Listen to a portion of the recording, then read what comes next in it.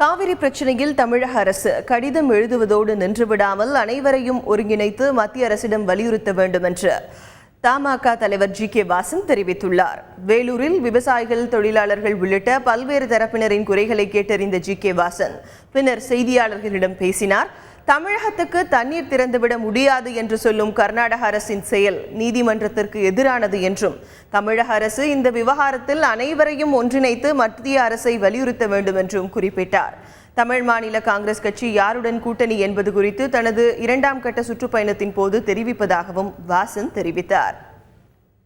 விவசாயிகளுடைய எண்ணங்களுக்கு ஏற்றவாறு தமிழக அரசு செயல்பட்டு மௌனம் காக்கின்ற மத்திய அரசை செவிசாய்க்க வைக்கக்கூடிய நிலையை ஏற்படுத்த வேண்டும். எல்லோரையும் ஒருங்கிணைந்து வலுவான முறையிலே தமிழக அரசு மத்திய அரசுக்கு உண்மை நிலையை, விவசாயிகளுடைய பரிதாப நிலையை எடுத்துச் செல்ல வேண்டும்.